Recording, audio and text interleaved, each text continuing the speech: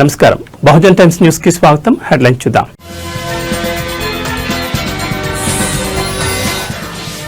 ముంబైలో మంత్రి లోకేష్ పర్యటన, పారిశ్రామికవేత్తలతో వరుస భేటీలు.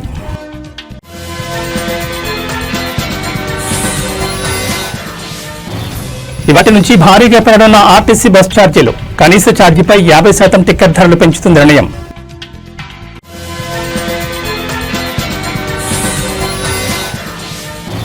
ఏఐ ప్రోగ్రామింగ్ లో ఖమ్మం యువతి సత్తా, ప్రధాని చేతుల మీదుగా అవార్డు.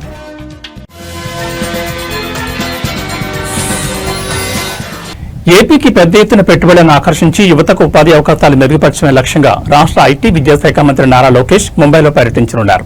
రాష్ట్రానికి పరిశ్రమలను తీసుకురావడమే ఏకైక ఎజెండాగా ఆయన పర్యటన కొనసాగనుంది. ఇందులో భాగంగా దేశంలోని పలువురు పారిశ్రామిక దిగ్గజాలతో ఆయన సమావేశం కానున్నారు. ఈ పర్యటనలో భాగంగా మంత్రి లోకేష్ టాటా గ్రూప్ చైర్మన్ నటరాజన్ చంద్రశేఖరన్తో ప్రత్యేకంగా భేటీ కానున్నారు. వీరితో పాటు traffic CEO Sachin Gupta, ESR group India investment head Saadat Shah, HP INC senior vice president Ipsita Das Gupta, Blue Star limited deputy chairman Vir Advani వంటి ప్రముఖులతో లోకేష్ చర్చలు జరపనున్నారు. రాష్ట్రంలో పెట్టుబడులకు ఉన్న అనుకూలతలు, ప్రభుత్వ విధానాలను ఆయన వారికి వివరించనున్నారు. అలాగే ఈ రోజు సాయంత్రం ముంబైలో జరగనున్న 30వ సిఐఐ పార్ట్నర్షిప్ సమ్మిట్ రోడ్ షోలో కూడా మంత్రి లోకేష్ పాల్గొంటారు. ఈ కార్యక్రమం ద్వారా రాష్ట్ర ప్రభుత్వ పారిశ్రామిక విధానాలను మరింత మందికి చేరువ చేయనున్నారు. వచ్చే నవంబర్ నెలలో విశాఖపట్నం వేదికగా జరగనున్న ప్రతిష్టాత్మక పార్ట్నర్షిప్ సమ్మిట్ లో పాల్గొనాల్సిందిగా మంత్రి లోకేష్ ఈ సందర్భంగా పారిశ్రామికవేత్తలను స్వయంగా ఆహ్వానించనున్నారు. ఏపీని పారిశ్రామిక హబ్ గా తీర్చిదిద్దేందుకు ప్రభుత్వం చేపడుతున్న చర్యల్లో భాగంగా ఈ పర్యటన ఎంతో కీలకమైనదిగా భావిస్తున్నారు.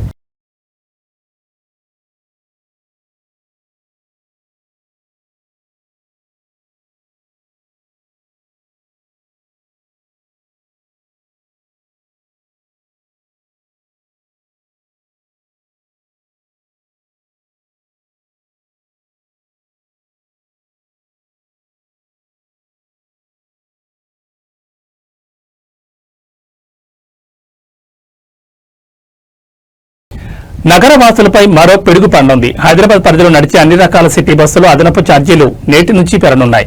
కనీస ఛార్జీపై 50% టికెట్ ధరలు పెంచుతున్న నిర్ణయం తీసుకున్నారు. ఈ మేరకు తెలంగాణ ఆర్టీసీ ప్రకటించింది. City ordinary, metro express, electric బస్సులు, ఆర్డినరీ, ఎక్స్ప్రెస్ అన్ని బస్సుల్లో మొదటి 3 స్టేజీలకు ₹5, 4వ స్టేజ్ నుంచి చివరి దాకా ₹10 అదనంగా ఛార్జీలు పెరగనున్నాయి. Metro deluxe, electric, metro AC సర్వీసులు అయితే మొదటి స్టేజ్కి 5, రెండో స్టేజ్ నుంచి చివరి దాకా ₹10 అదనంగా ఛార్జీలు వసూలు చేయనున్నారు. పెరిగిన బస్ ఛార్జీలు సోమవారం నుంచి అమల్లోకి వస్తాయని వెల్లడించింది. ప్రస్తుతం సిటీ బస్సు మొదటి స్టేజ్ వరకు ఛార్జీ ₹10గా ఉంటే ఇప్పుడు దానిపై మరో ₹5 పెంచడంతో అది 15కు చేరింది. 4వ స్టేజ్ నుంచి అదనంగా ₹10 వసూలు చేయనుంది. అంటే ₹20 నుంచి ₹30 పెరగనుంది. మహాలక్ష్మి ఉచిత ప్రయాణం వచ్చాక రోజుకి 26 లక్షల మంది ప్రయాణిస్తున్నట్లు అంచనా. గతంలో 11 లక్షల వరకు ప్రయాణించేవారు. ఇప్పటికే విద్యార్థుల బస్ పాసులు, T24 టికెట్ ఛార్జీలు పెంచిన ఆర్టీసీ ఇప్పుడు ప్రయాణికులపై భారం మోపడానికి సిద్దమైంది. కాగా హైదరాబాద్ నగరంలో ప్రస్తుతం 2800 బస్సులు రాకపోకలు సాగిస్తున్నాయి. రోజుకు 30,000 ట్రిప్పులు కొనసాగుతున్నాయి. 25 డిపోలున్నాయి. 265 ఎలక్ట్రిక్ బస్సులున్నాయి. ఈ ఏడాది మరో 275 రానున్నాయి. 2027 నాటికి 2800 కొత్త ఎలక్ట్రిక్ బస్సుల కోసం 19 డిపోల్లో ఛార్జింగ్ కోసం హెచ్డీ కనెక్షన్లు కావాలి. కొత్త డిపోలు, ఛార్జింగ్ స్టేషన్ల ఏర్పాటు వీటన్నింటికీ కలిపి 392 కోట్ల మేర వ్యయమవుతుంది. ఇప్పుడున్న పరిస్థితుల్లో ఈ ఆర్థిక భారాన్ని మోయలేక సిటీ బస్సుల ఛార్జీని పెంచినట్లు ఆర్టీసీ స్పష్టం చేసింది.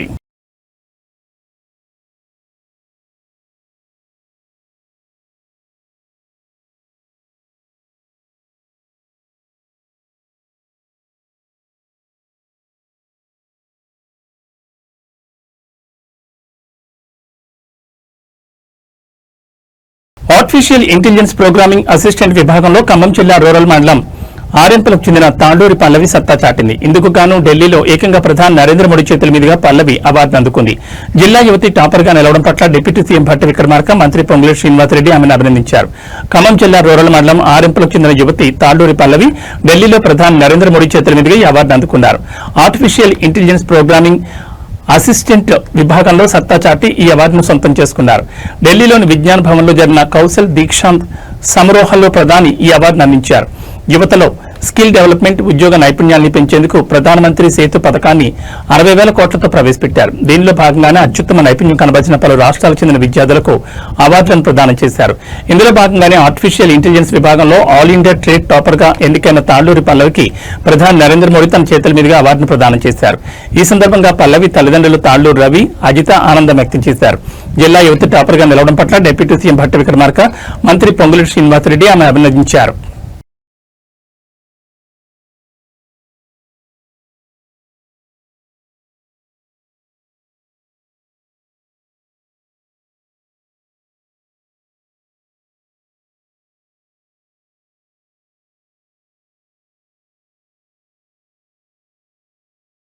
దసరా సందర్భంగా తెలంగాణలో రికార్డు స్థాయిలో మద్యం అమ్మకాలు జరిగాయి. నిన్న అక్టోబర్ 2 గాంధీ జయంతి రోజునే దసరా పండుగ రావడంతో లిక్కర్ సేల్స్ తగ్గుతాయేమో అనుకున్నారు. అయినా సరే ముందుగానే కొనుక్కుని పెట్టుకున్న మద్యంతో మందుబాబులు దసరా ధమాకా జరుపుకున్నారు.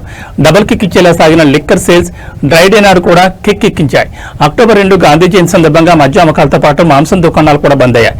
దీని ఎఫెక్ట్ దసరా పండుగపై పడింది. అక్టోబర్ 2 గాంధీ జయంతితో పాటు దసరా పండుగ కూడా వచ్చింది. ఆ రోజు మద్యం షాపుల బంద్ నేపథ్యంలో ఒకరోజు ముందుగానే అంటే అక్టోబర్ 1వ తేదీని వైన్ షాపుల దగ్గర రద్దీ పెరిగింది. వైన్ షాపులు లిక్కర్ మార్ట్ల ముందు మందుబాబులు క్యూ కట్టిన పరిస్థితి కనిపించింది. ఈ క్రమంలో దసరా గాంధీ జయంతి ఒకే రోజు వచ్చినప్పటికీ అంతకు ముందు రోజు భారీగా మద్యం విక్రయాలు జరిగాయని ఎక్సైజ్ శాఖ వెల్లడించింది. దసరా సందర్భంగా ఏ స్థాయిలో మద్యం అమ్మకాలు జరిగాయో చూద్దాం.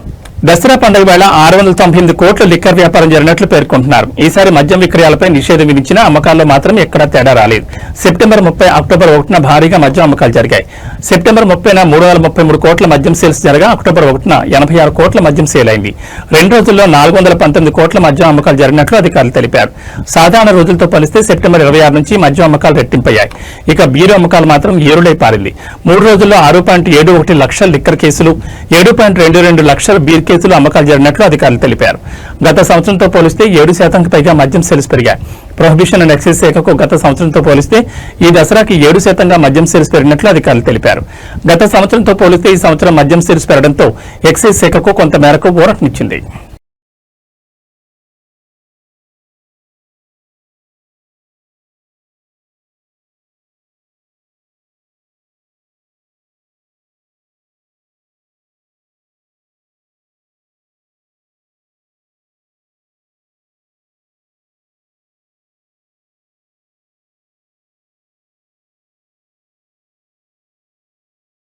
కొత్తల్లుడికి మర్యాదలంటే గోదావరి గుర్తొస్తుంది. అది సంక్రాంతి పండుగకి. మరి తెలంగాణలో? అవును, ఈ డౌట్కు ఫుల్ స్టాప్ పెడుతూ ఓ అత్తమామ తన కొత్తల్లుడికి భారీ విందు భోజనం ఏర్పాటు చేశారు. అది కూడా తెలంగాణ అతిపెద్ద పండుగ దసరా రోజున. వనపర్తి జిల్లా కొత్తకోట పట్టణానికి చెందిన గుంత సహనా సురేష్ దంపతుల కూతురు సింధును గత నెలలో వరంగల్ పట్టణానికి చెందిన లిఖిత్కిచ్చి వివాహం జరిపించారు. పెళ్లైన తర్వాత మొదటి పండుగ విజయదశమికి అల్లుడు ఇంటికి రాగా పసందైన వంటలతో కొత్తల్లుడికి విందు భోజనం ఏర్పాటు చేయాలని భావించారు. ఈ క్రమంలో మర్యాదల్లో గోదావరి జిల్లాల వారికి ఏమాత్రం తీసుకోకుండా ఏర్పాట్లు చేశారు. తెలంగాణ ప్రాంతానికి చెందిన 101 రకాల పిండి వంటలతో విందు భోజనం సిద్ధం చేశారు. భారీ అరిటాకులో వంటకాలను వడ్డించి విందు భోజనం పెట్టారు. ముందే తెలివిలో చతురుడైన అల్లుడు దసరాకు సరదాగా మామగారిని ఆట పట్టించాలని అన్ని ఒక్కొక్కటిగా లెక్కించడం మొదలుపెట్టారు. తీరా చూస్తే 101కి బదులుగా 100 రకాల పిండి వంటలు మాత్రమే ఉన్నాయి. మామను ఎలాగైనా సరదాగా ఆట పట్టించాలనే ఉద్దేశంతో ముందుగా చెప్పినట్లుగా 101 రకాలు కావాల్సిందేనని పట్టుబట్టాడు. లేని పక్షంలో తులం బంగారం ఇవ్వాలని మారం చేశాడు. దీంతో అల్లుడు అడిగిన మొదటి కోరికను అడిగిందే తడవుగా తులం బంగారం ఇవ్వక మామగారికి తప్పలేదు. ఈ మామ అల్లుడి సరదా కొత్త అల్లుడి విందు భోజనం కొత్త కోటలో అందరినీ ఆకట్టుకునేలా చేసింది. ప్రతి ఇంట్లో అందరూ ఇలా సరదాగా పండుగలు జరుపుకుంటే బంధాలకు విలువ పెరుగుతుందని చెప్పుకుంటున్నారు.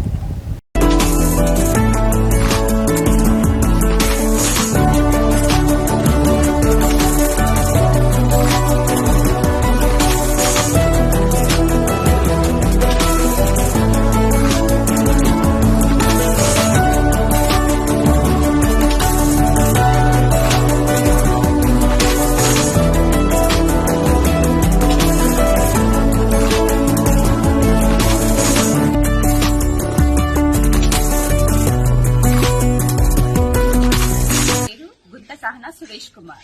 మా ఊరు కొత్తకోట. తెలంగాణలో దసరా పండుగకు ఒక ప్రత్యేకమైన పర్వదినం. దీనికి గాను మా కూతుర్ని, మా అల్లుడిని మా ఇంటికి తీసుకొని వచ్చి ఒక విందు ఏర్పాటు చేయాలనుకున్నాము.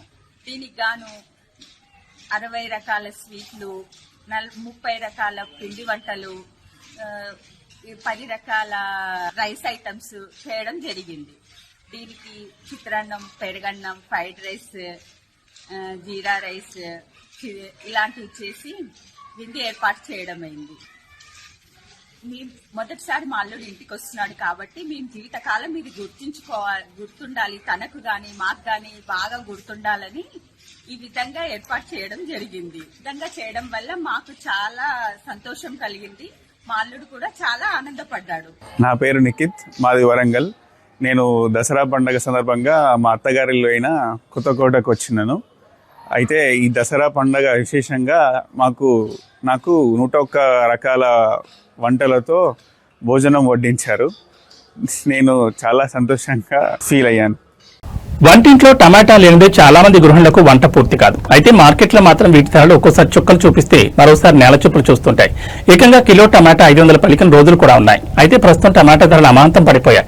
ఏకంగా కిలో ₹1 పలకడంతో రైతులు కన్నీరు మున్నీరవుతున్నారు. కర్నూలు జిల్లా పత్తికొండ మార్కెట్లో పరిస్థితి ఇదే. టమాటా ధరలు ఒక్కసారిగా పడిపోవడంతో రైతులు తలలు పట్టుకుంటున్నారు. పండగ ముందు వరకు కిలో 8 నుంచి ₹10 పలకగా ఆదివారం మాత్రం ఒక్కసారిగా 4 పడిపోయింది. దీంతో ఆరుగాలం పండించిన పంటను రైతులు రోడ్డుపై పారబోశారు. మార్కెట్ కమిషన్తో పాటు కోత కూలీలు రవాణా ఖర్చులు చెల్లించామని లాభం సంగతి పక్కన పెడితే కనీసం పెట్టుబడి ఖర్చులు కూడా వచ్చేలా లేవని ఆవేదన వ్యక్తం చేశారు. టమాటాలన్నీ రోడ్డుపై పారబోసి రోడ్డుపై బైఠాయించి ఆందోళన చేపట్టారు. దీంతో కొద్దిసేపు అక్కడ వాహనాలు రాకపోకలు నిలిచిపోయాయి.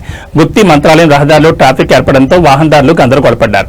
గిట్టుబాటు ధర కల్పించాలని రైతులు డిమాండ్ చేశారు. టమాటా జ్యూస్ ఫ్యాక్టరీ నిర్మాణాన్ని కూడా త్వరగానే పూర్తి చేయాలన్నారు. 10 కిలోల టమాటా గంపలు రెండింటికి కలిపి కేవలం ₹80 నుంచి ₹100 మధ్య ధర పలికిందని, మార్కెట్లో వ్యాపారులు 25 కిలోల గంపలను రెండింటిని ₹180 కనీస ధర కొన్నట్లు తెలిపారు.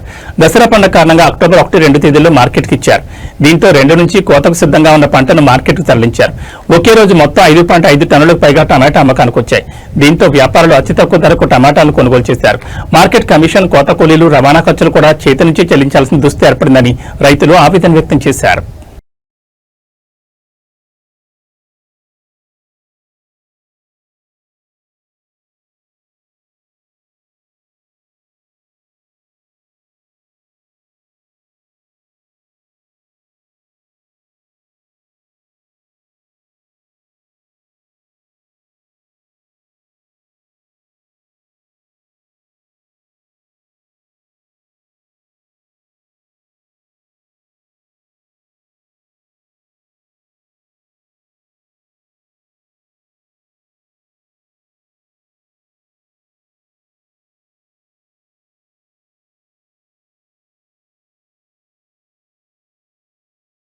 ఎల్బీ నగర్ మెట్రో స్టేషన్ వద్ద భారీగా ట్రాఫిక్ జామ్ ఏర్పడింది. దసరా తర్వాత సొంత ఊళ్ల నుంచి అందరూ సిటీకి చేరుకున్నారు. అనంతరం ఎక్కువ సంఖ్యలో ప్రయాణికులు మెట్రోలో ప్రయాణించేందుకు ఆసక్తి చూపించడంతో మెట్రో స్టేషన్ వద్ద భారీగా సందడి నెలకొంది. అయితే ఒక్కసారిగా మెట్రో వద్దకు ప్రయాణికులు చేరుకోవడంతో టికెట్ కోసం వేచి ఉండాల్సిన పరిస్థితి నెలకొంది. రద్దీ ఎక్కువగా ఉండడంతో మెట్రో రైలు సిబ్బంది ప్రయాణికులను క్యూ పద్ధతిలో పంపిస్తున్నారు. ఈ క్రమంలో కిలోమీటర్ మేర ప్రయాణికులు లైన్ కట్టిన పరిస్థితి. క్యూ లైన్ల నుంచి ప్లాట్ఫామ్ చేరుకోవడానికి దాదాపు 2 గంటలు పడుతోంది. ఈ కారణంగా మెట్రో సిబ్బంది తీరుపై ప్రయాణికులు అసహనం వ్యక్తం చేస్తున్నారు. మరోవైపు విజయవాడ, హైదరాబాద్ జాతీయ రహదారిపై వరుసగా 2వ రోజు భారీగా ట్రాఫిక్ జామ్ ఏర్పడింది. నల్గొండ జిల్లా చిట్యాల నుంచి పెదకాపర్తి వరకు సుమారు 4 కిలోమీటర్ల మేర రాకపోకలు స్తంభించిపోయాయి. దీంతో వాహనాలు నెమ్మదిగా కదులుతున్నాయి. పెదకాపర్తి, చిట్యాల వద్ద వంతెన నిర్మాణ పనుల వల్ల ఈ సమస్య ఏర్పడింది. దసరా సెలవుల తర్వాత ప్రయాణికులు నగరబాటు పట్టడంతో వాహనాల రద్దీ నెలకొంది. ఇక పతంగి టోల్ ప్లాజాతో పాటు చౌటుప్పల్, దండు మల్కాపురం వద్ద వాహనాలు నెమ్మదిగా కదులుతున్నాయి. పోలీసులు వాహనాల రద్దీని క్రమబద్దీకరించే ప్రయత్నం చేస్తున్నారు. ఎల్బీ నగర్, చింతలకుంట నుంచి కొత్తపేట వరకు భారీగా ట్రాఫిక్ జామ్ ఏర్పడింది. చింతలకుంటపై వంతెనపై ట్రావెల్స్ బస్సులు నిలిచిపోయాయి. ట్రాఫిక్ జామ్ కారణంగా కార్యాలయాలకు వెళ్లే ఉద్యోగులు ఇబ్బందులు పడుతున్నారు.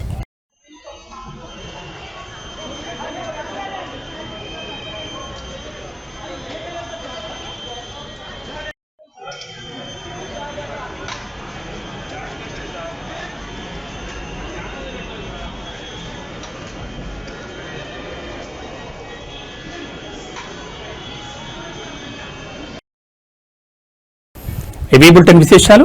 నమస్కారం.